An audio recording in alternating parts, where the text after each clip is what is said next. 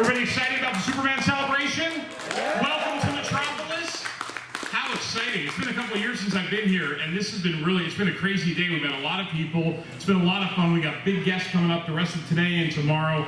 This is the greatest time of the year. I'm from Detroit, and I will tell you that when I come here and send pictures back home and let people see kind of what goes on here, people really get excited. I had no idea that a celebration like this happens every year, and the people that come here really make it special. So we're glad you're here. My name is Jay Towers. In addition to doing TV and radio in Detroit, I also do a show called the Cape Wonder Superman Podcast, which is on iHeartRadio. Thank you. We celebrate the Christopher Reeve Superman films. That's like our world with Jim Bowers and CapeWonder.com. So we have a good time doing that. And one guy we really got to know over the last couple of years who's just been fantastic. We said, let's go do some shows a couple of times a year. He's excited to do it. And we always say that, you know, with Superman 4, it was the last time we got to see Christopher Reeve in the Superman costume. So for that reason, it's very special to a lot of fans.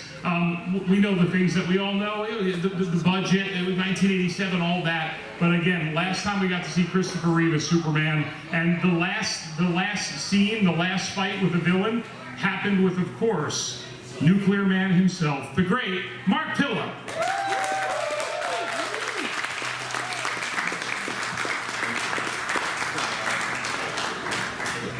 Thank you. Mark. It's going to be tough to pretend I don't know Mark. We just sat in a car from Nashville to here yesterday, and we talked a lot. But we learned a lot of really interesting things. We'll start with I think the question people always want to know is, how did this come about? Think about 1986. What happened? The conversation, how did it all go down for you to become Nuclear Man in Superman 4? Well, I was living in Denver at the time, and an agent of mine had tried to get in touch with me, I guess, for a while. And finally, a person came out to visit and said, Mark, you've got to call LA. And literally was on a plane the next day for Los Angeles, went over to Canon Studios, or their building, and Sidney Furie was there. Walked in the room, I mean, we just hit it off right away. And he said to me, that's who I want right there. Can you be back in 2 hours for lunch? So this was all happening that quickly. So came back, had lunch with him. Maybe 3 or 4 days later, I'm on a plane to London. I'm out at Boreham Wood getting fitting for flying costumes. I mean, it was amazing to think how quickly things were happening. And literally being at the hotel, jet lagged one night on the edge of the bed going, what just happened? I mean, it's incredible. Just in meeting Gene and then eventually meeting Chris out at the farm. You had been, I know you've been jumping out of planes, skydiving, doing thrilling things like that. Did you do those things before Superman or after? Before. Yeah. So that was actually one of the selling points, because Sidney did ask about that, because that is going to be a challenge for that role. And I fly hang gliders and skydive, and it's very much the same idea of coming in quick, flaring, and then standing up. So I was able to pretty much step into the flying shots fairly quickly. And that was a big selling point for me, to bring that up right away. Listen, I'm going to be comfortable up in the air on wires. You head out to London. You're over in the UK. You first get there. Tell me about some of the people you meet. I mean, tell me about that first interaction with, you know, I mean, here's Gene Hackman, who iconic in the role, but an iconic actor, coming back to the Superman franchise, going to do one more. It's Superman 4. No one knows what to really expect. What was that first interaction like with Gene, and how did things? Because you're on camera most with him. Mm-hmm. The first time I met him, I inside in exactly what you'd expect him to be. The voice, the character. What surprised me at first is how tall he was. I didn't expect him to be almost eye to eye. And of course, Chris is my height as well. But we kind of ran through it. Let's meet for lunch. Let's talk about this. So a very good first interaction. Talk about meeting Christopher Reeve for the first time. First time, Christopher. He was out at the farm. We drove out, and just so I had a chance to meet him. And he walks over in full Superman regalia. And I mean, you can't help but be just starstruck by seeing him coming up like that. And he has that persona strong. Hi, it's very nice to meet you. And he's kind of almost in character still. So very nice. We chatted for a while. He went back to work, watched him for a while. but that was my first thought. My gosh, that is the epitome of Superman right there. How many people have Instagram accounts here?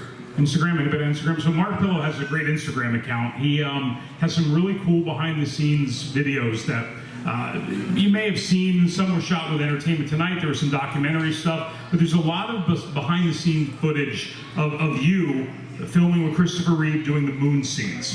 And the moon scene is always a favorite. It looked great, a lot of fun there. Talk about that, because I know you were limping around in some of that too. Yes, because there was a lot of stunts, a lot of flying, and then dropping in. And there was one of the shots where I was supposed to come down on Chris, and I broke my right foot. But Canon said, well, we'll put somebody in. And I'm like, no, just bandage it up and let's keep going with that. So there's just some shots where it works for the camera, where I'm leaping down on him and I'm holding my right leg up in the air like I'm going to drive my knee into his back. But literally it was so I wouldn't land on that foot. Because it got pretty intense there. And Chris, strong and just as physical as I am, and at times you have to almost back off. Was he directing? It seemed like he was directing a lot of that, or at least giving direction. He was directing the scene on the moon. That was his thing. So he was covering it from all angles. We rehearsed the shots, because the big thing, you don't want to hurt each other. You want to make it look good, but let's not get hurt doing this. And just sensing, watching him direct that, you could tell that was his future thoughts as being a director. I know people are always looking for any behind-the-scenes stories they haven't heard, or things that maybe they were interested in. But you got to reconnect a couple of years ago with Mariel Hemingway, actually in Detroit at the Reeve Legacy reunion. But you were there and got to really see her for the first time in a long time. But talk about that interaction. What was it like to be with Mariel Hemingway? Because she was new, obviously, to the franchise as Lacey Warfield. Yes, and the last time I saw her was at the premiere.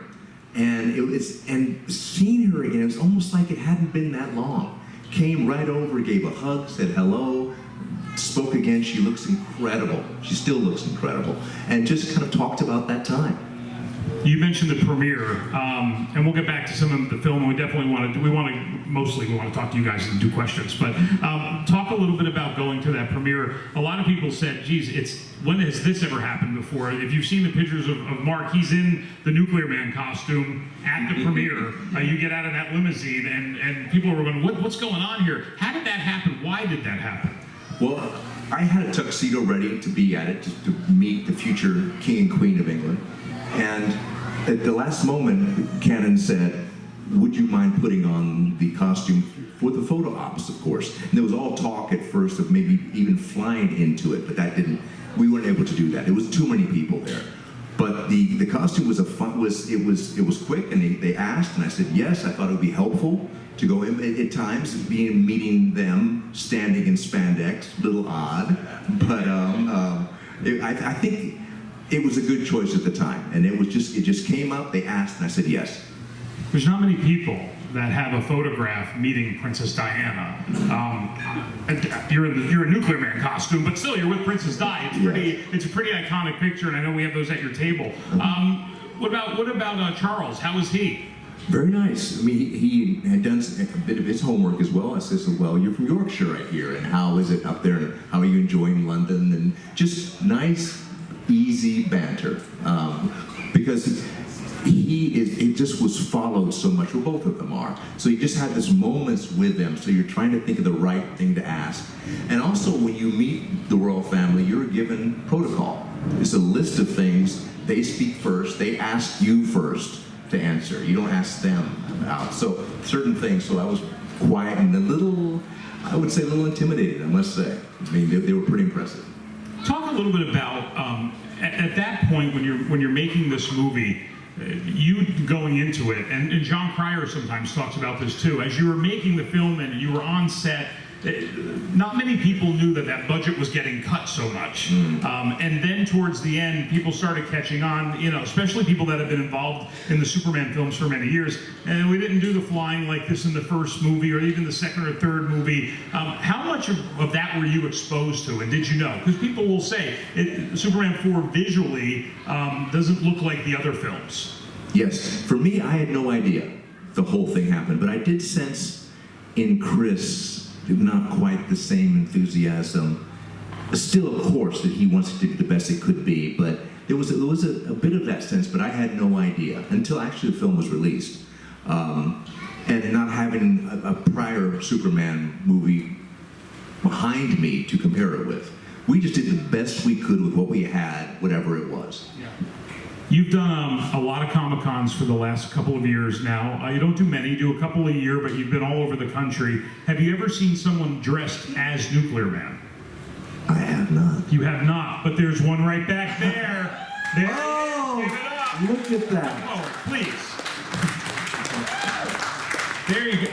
How great is that? That Nuclear is Man is in the wonderful. house. That's a photo op for later. What's your name?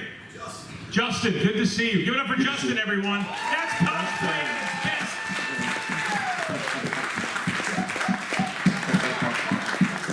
We're going to use you in the photo ops later. That's great. It's good to see you. Thank you, Body Justin. double for later. All right. There you go. So there's a lot of talk about the 134-minute cut of Superman 4. There's the legend is that there's this very long version of the film and that it got cut down to what we see in theaters. And I know you've been asked before, but have you ever seen it? And do you want to see it? What are your thoughts on it? I've never seen it. And actually, when it was first screened, I didn't know it had been cut. So I've never seen the full version, but I would love to at some time at least see how it looks. And I think Clive did a wonderful job as Nuclear Man #1, so it'd be fun to see if maybe it ties in the stories a little bit better. Perhaps we will someday. I hope so. There was a Nuclear Man 1 and a Nuclear Man 2, and if you see the comic adaptation of the film, you see that. If you read the original scripts, and you gave it to us a couple of years ago, we were blown away to see this picture of you and Clive both in costume. Well, he's naked, and isn't he? Is he naked? He might have had a G-string on. Close enough.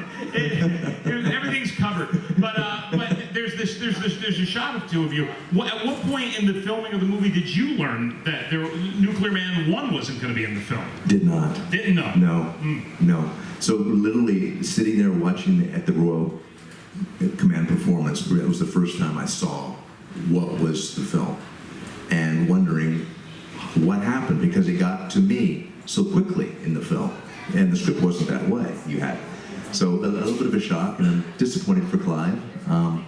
But the choices that were made are beyond all of us. So You after Superman 4, you went on to do a television show in Russia. I did a mini-series called Alaska Kid, based on one of Jack London's books, and we filmed for 18 months in Poland, Czechoslovakia, and Russia. And it was 13 episodes and an incredible learning experience because we worked 6 days a week, 10 hours a day. And the conditions in Russia, and sometimes you don't have what you need, so it's very much a place where you shoot, where you improvise. We have some audience questions I know we're going to want to get to hear in a little bit. But before we do that, one last thing, and then we want to get to audience. Talk about the idea of this character. I mean, here we are in 2024. It's great to see Justin over there in a Nuclear Man costume. For many people, and we've said this in the podcast before too, for a lot of people, if you were 7 years old in 1987 and saw Superman 4, you didn't think much in your mind about how it looked. It was just your Superman movie. And that's always what's surprising to us all the time when you're out. People say, hey, Superman 4 is my favorite movie because it's the first one I saw when I was a kid. And that's kind of that nostalgia and that personal connection to it. But do you think we should see more Nuclear Man today? Would he hold up in 2024? Well, with AI, I don't know. They just might be the symbol of artificial intelligence. I think fun because I believe it was a good villain, and I like the contrast of that, of having just the best of all, Superman, our dream person, and then this antithesis, Nuclear Man. And I love the fun that we could play off each other. We brought up Gene Hackman a minute ago, but Gene Hackman, I mean, you sat at lunch with him. Again, not many people have that story. I went to lunch every day with Gene Hackman, but you did. What were those conversations like? You know, we talked a lot about, when you bringing up stars like Steve McQueen and I, we would go down and race our Ferraris at the track, and talk about filmmaking and his time in the Marine Corps and how when he was first started acting, nobody believed he could do it, and how he had the tenacity to stick with it and just keep on working on it. And he talked about the whole idea of professionalism. And even with Gene, you'd get to the set and he'd already been there an hour. He got there before anybody did. Before the crew showed up, he was there, walking out, thinking about what he's going to do, thinking about options. Consummate professional. Incredible to watch. And everybody took their character. I mean, their character, again, iconic Lex Luthor, Superman, Margot Kidder, who you got to spend time with. Yes. How was your time with Margot? Margot's wonderful. So we did the press junket together. So we sat on in England they just leave you there for 2 hours and they go away and they come back. But I learned more about her actually during the junket than I had known anything about her. It's like, we have no scenes together, Nuclear Man and Margot's character. So, great lady, funny, fun to be around. After spending time with her, we wished I'd had more time. Yeah, definitely. She's missed, and she's been on this stage many times. We certainly miss Margot Kidder, right? Yeah. All right, so Supergirl, hi, Supergirl. Hello. Hello, you look fantastic. Thank you very much. Are you going to help us out with some questions here? Who has questions for Mark Pillow today? Come on. There we go. Hi, I'm going to miss this, or I got to go a tad late. What was your impressions and interactions with Sidney Shakira? How would that go? Really well. I mean, we would go out to dinner in the beginning. We'd go for walks and talk about the character. He just could sit with you quietly and just chat in a chair while they were setting up the shots. And I'd met his son before, earlier, and just talking about me without having a family yet. So talking about filmmaking, talking about who he worked with and what he'd learned from being a director. And it had a fantastic resume, still does. Zach? Hey, how are you? Mark, Yes. so how much of a comic book fan were you before the movie? Did you have any background on that? And did you see the first 3 movies? Were they something you were fans of, or did you just kind of jump into the franchise without any background? I was a big fan. And when I grew up, I lived in West Africa for 5 years growing up. And we didn't have television, but we had comic books. And the only one I read was Superman. It's just amazing to think that during those time I had a nice collection of Superman comic books. So a fan of all the films and of the comics. Hi, Mark. What was your most difficult scene to film? When we did the Great Wall of China, it was some of the coldest weather England had had in 50 years. And they left me up at 100 feet in the air, just dangling there in the cold. Well, he'll be fine. He's not wearing anything. But just, trying to come into this and just not being raising a frozen arm. But that was a bit of a challenge time, especially from that height being flown and coming in smoothly. So that was a challenge. And any of the fight scenes, and some of the takes that were just, we had one chance. When Chris and I start the battle and we go through the wall and we fall away. Well, that wall was set in a way that was just one take. We got to get this right and you got to hit it just right. So thinking about those things, don't mess this up, or walking on it and leaving the footprints. You got one take. So those things, just being conscious of, let's get it right. Be curious to know, was there other iterations of the costume that you wore, and how did that fitting and all that go when you put that together? Good question, because the original costume didn't look much like that. It was, I can't think exactly, but I think it was like all gold with a star and maybe briefs like Superman. And I had this idea of something that looked like it was one piece that kind of blended together. And I drew something for the costume people, and they had it made within 2 days. And I like the way that costume looks. I think it came out really well. Mark, first of all, thank you for coming. And also a big thank you on behalf of all of us for cutting your nails. Thank you. I missed them. So one of the things that I have wondered, a lot of times you'll see people in something and you won't see them again, but they have a big role like you had in Superman 4. Did you find it difficult to get work for the first few years afterward? Did you feel you had been typecast? Did you feel that at the time that Superman 4 was something that was positive to you, or is it something that finally you've come to accept? Oh, very positive, I'll say that. And I mean, back then you had Dolph, who looked similar to me, who was doing things, and Arnold doing things. So there's only a limited amount of roles that were written for some person that looked like that character. At one time was considered to play a Special Forces Spetsnaz officer in Rambo 3, which would have kind of used that persona a little bit. Didn't end up working out, but for the most part, yes, because of the way I looked back then, there just wasn't many things you could put me in. If anything, to have leaned out of perhaps, and would have been more choices. Why did they not let you use your voice for the character? You know, they didn't. They just told me what I was doing. It wasn't like they really asked. I think they wanted the character to sound like Lex. Interesting that we did it in the way that they taped his voice first, and I lip synced to it, which is generally not the way it's done. But of course, Gene moves on after that film, so you couldn't tie him down and do let's do this later. So an interesting choice. I would have loved to have had a chance to have done it myself, just so that maybe the reactions on the face will be a little bit less wooden. Because most of the time when you see my character, there's a countdown to the playback, and I'm going da da da to make sure that I match the words. But, so it was something. I mean, you knew about it going into it. It's not like it was a surprise. Like, oh, they dubbed my voice. You were on set, hearing Gene Hackman's voice and miming it pretty much. Yes, exactly. Didn't know that was going to happen, but it was just presented to me, and yes, sir. What do you want to do? We'll do it. Mr. Pillow. Yes.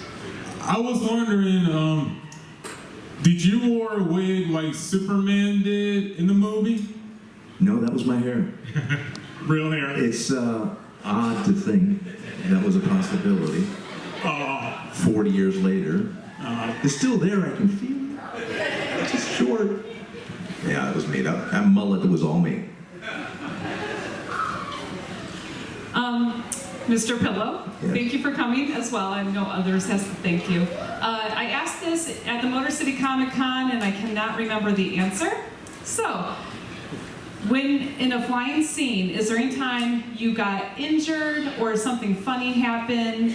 But normally I wonder, or how did you feel? Were you sore the next day for your first flying scene, basically? Actually, the flying scenes went really well because Bob Harmon, who was flying me, this was his fourth film with it. So they knew what they were doing. The challenges of being in the flying suit when you're staying level for quite a long time, it's hard on your back. So that's one of the first things you notice at the end of the day. You feel the stiffness in your back. And I think actually Chris ended up having some back problems after that. But mostly, yeah, no, they didn't crash me into the ground or into any buildings or anything like that, no.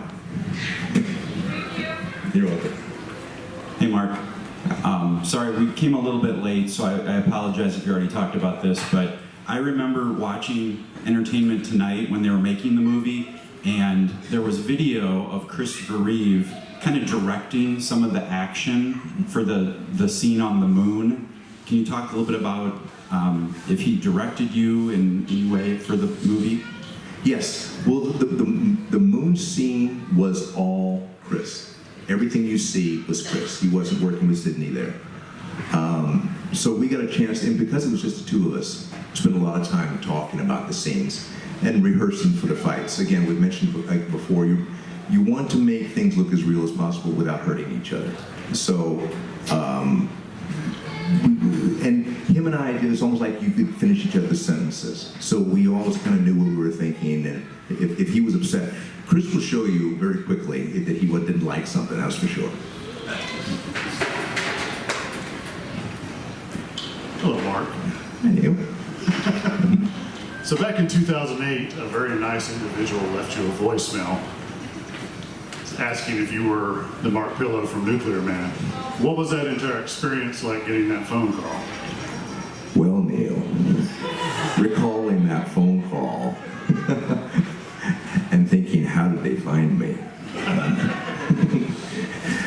And that was such an incredible interview because I hadn't spoken about the film in a long time, and you asked incredible questions, and it really woke up the passion in wanting to talk about the film and possibly tell stories about that film that maybe fans hadn't heard before. And one other thing I wanted to ask, I asked about this earlier, was working with John Cryer, what that whole experience was like working with him, because you said he would always call you nuclear dude on set. Yeah. The biggest challenge of working with John is to not laugh all the time. Because he's on and he's funny all the time. And he loves what he does. And of course he's had the most amazing career since back then. But a lot of times we drove to and from the set, so we had some wonderful banter. And amazingly talented and a big joy to work with. Have you had a chance to go through the museum yet and see your boots, Nuclear Man boots? And if so, did they, seeing that physical thing from so long ago, trigger any memory that had been completely forgotten to that point? I haven't been to the museum since I've been back on this trip, but I was back here, I think it was 2011, and went through and saw some of the boots. And was kind of amazed at the time, thinking how scarred up they were. I'd be interested to look at them again and feel the same way.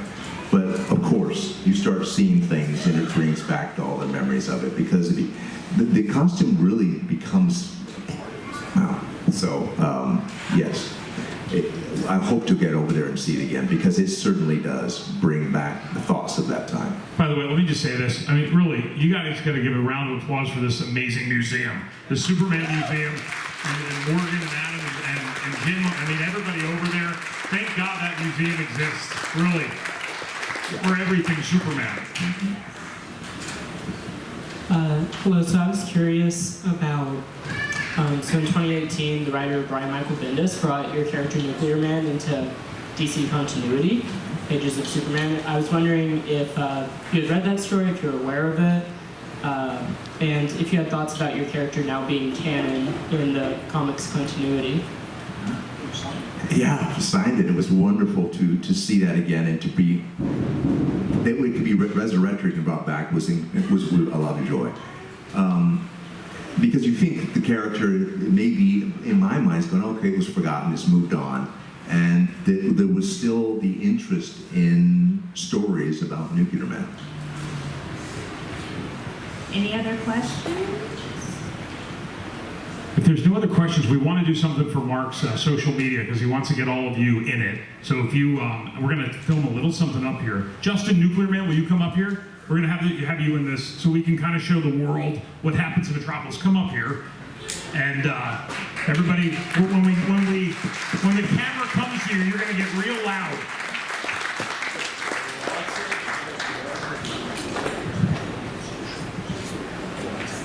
Come on, yeah, come on.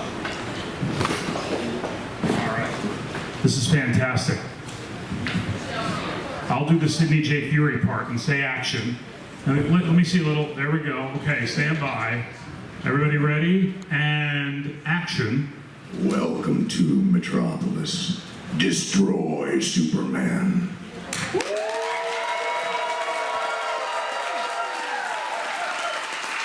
Pretty good.